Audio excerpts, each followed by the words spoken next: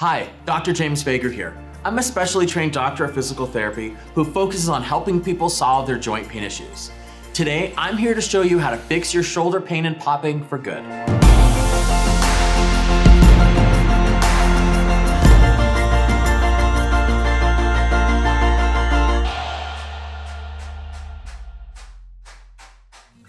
Every day in my clinic, I use advanced techniques that I've learned through decades of practice on all of my shoulder clients to get them pain-free and eliminate their popping. Not only am I going to show you those techniques today in this video, but after the video, I'm going to give you a link to a short quiz that's going to allow me to provide you a personalized plan to help you get pain-free. Before we get started, I want to make sure you understand that this video is not a substitute for one-on-one medical evaluation and medical attention. If you are having severe pain or disability, like you can't lift your arm, please seek medical attention from a licensed person who knows what they're doing. And finally, understand that while there are lots of exercises to do for the shoulder, I've chosen these two because they have the broadest impact on the most shoulders possible. I want to be able to provide help for everyone. So if this exercise isn't successful for you, make sure you click on the link below to take the quiz so you can figure out how to get a more specific help for your problem. It's really important to understand that the shoulder is a very complex joint. It's actually multiple joints. And the shoulder is very influenced by muscles, and if the muscles are weak, if they're strong, if they're short, or if they're long. And most of that movement is determined by how the brain interprets what's happening in the shoulder. A lot of times people come to me after they've done rehab in a number of other places, even after they've had surgery, and the exercises they're given are way beyond their ability to perform. So they're using old muscles and old patterns that do nothing but make their pain worse and keep their shoulder in a painful state. These exercises are designed to completely change that. And in order to do that, we have to move in a very small way, in a very gentle way, so we can reset the brain and reset the movement and allow the tissues that are overworked and overstressed to have a break. Popping is most commonly due to the fact that the head of the humerus, which is your arm bone, is not moving correctly in its socket in what's called the glenoid fossa.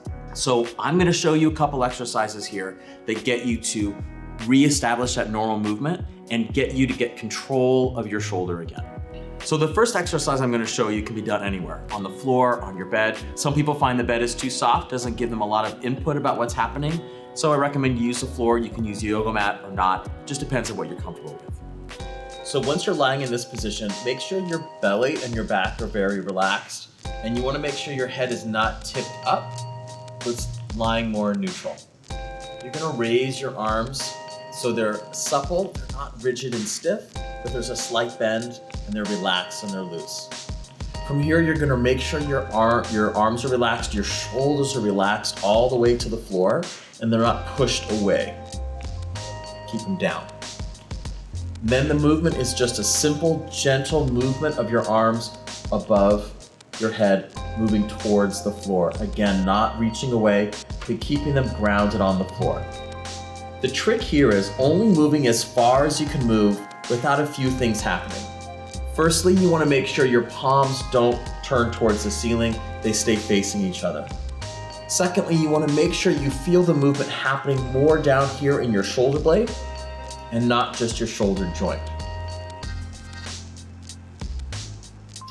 Lastly, you only want to move as far as you can move without any popping and without any discomfort. This may sound really simple, but you'll soon realize that this is quite challenging for people.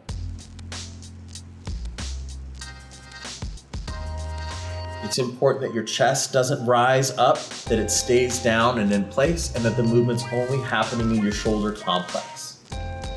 Again, no pain, no popping. Most people feel that pressure increase when their shoulder's about to pop, and we want to make sure we stop well before that occurs. For a lot of my clients, they don't even feel a stretch, they don't feel muscle work, and they don't feel pop. And this is very difficult for them to know when they're doing it correctly, and it's also very difficult for them to figure out that they can heal themselves by not pushing themselves hard.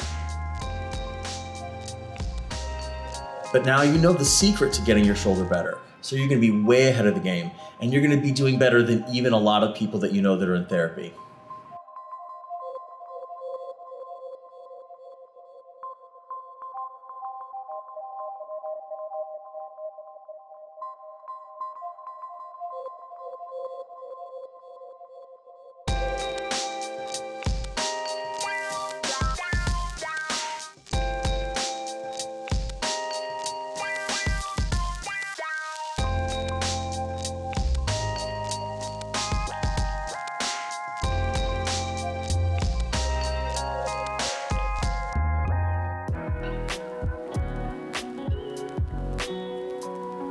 So it's really important to understand that your arms do not need to go all the way to the floor. This is about you controlling your arms in a very specific, natural, ideal way and not allowing your shoulder to pop or to move into pain.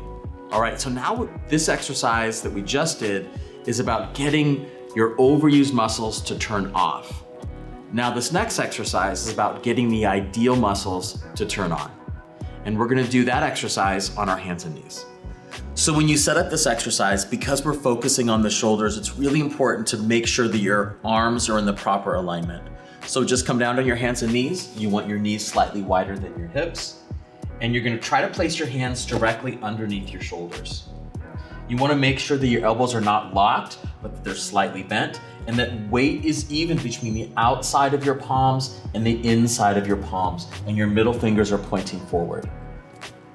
Once you're in this position, you're gonna push through the base of your palms without straightening your elbows to push your chest away from the floor. This is gonna engage the muscles around your scapula. Pushing tall. So we don't wanna do the exercise towards the ground, we wanna push ourselves away from the floor.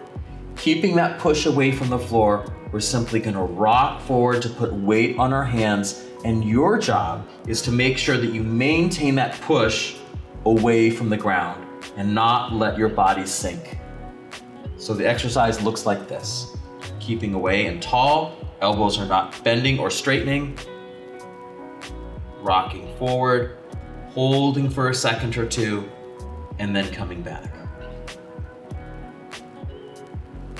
Push, push, push the whole time, and come back. Pushing away from the floor.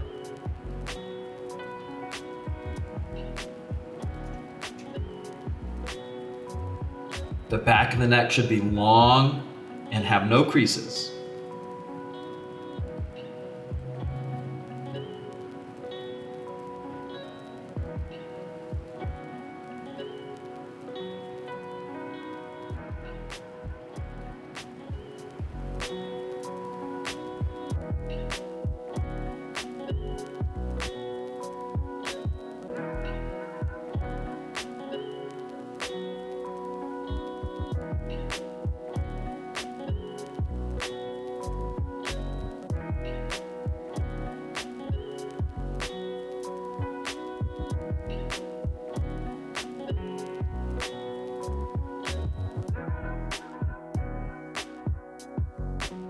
So with this exercise, again, it's about facilitating the muscles around the shoulder blade.